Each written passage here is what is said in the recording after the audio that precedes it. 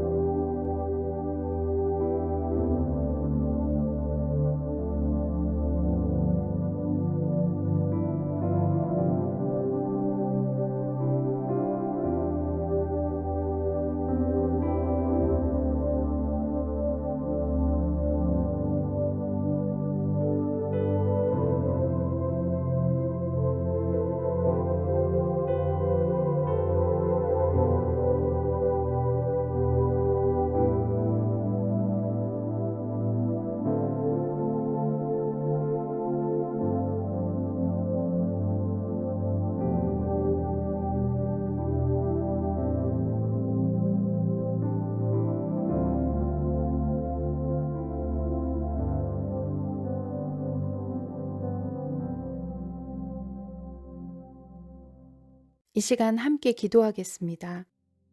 나의 자유를 절제함으로 사랑으로 지체를 섬기는 것은 결코 쉬운 것이 아닙니다. 하지만 사랑과 배려, 용납이 있는 자유가 우리의 공동체를 세우고 또 그리스도께서 사랑으로 기꺼이 죽음을 택하신 그 복음의 능력을 보여줍니다. 우리가 지식으로 높아진 것을 겸손케 하시고 연약한 형제를 위해 나의 권리를 다 쓰지 않는 성숙한 자유를 누리게 해주시도록 기도하겠습니다.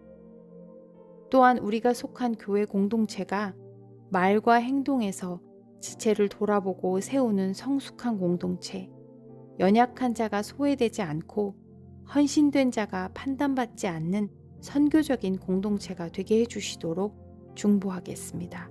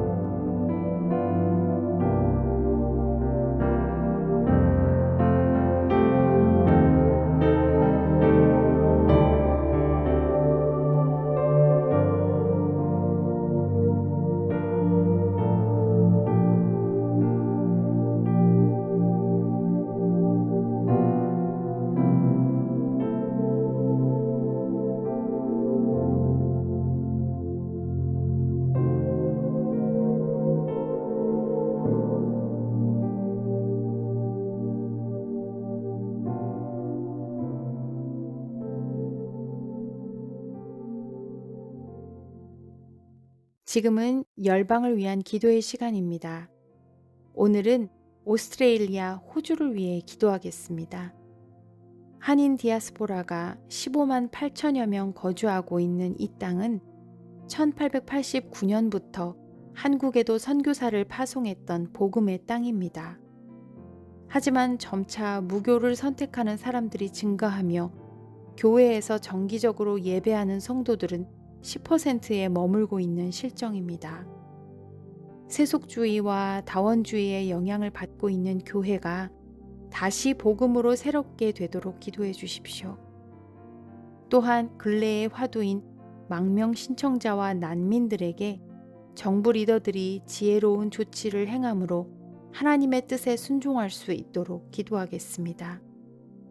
그리고 현재 수도 캔버라에서는 18세 이상 성인이라면 1인당 대마 나무 2그루까지 재배하고 소지할 수 있음이 합법화된 상태인데, 최근에 다른 주에서도 대마초 재배와 사용을 합법화하려는 법안을 제출하고 발의한다고 합니다.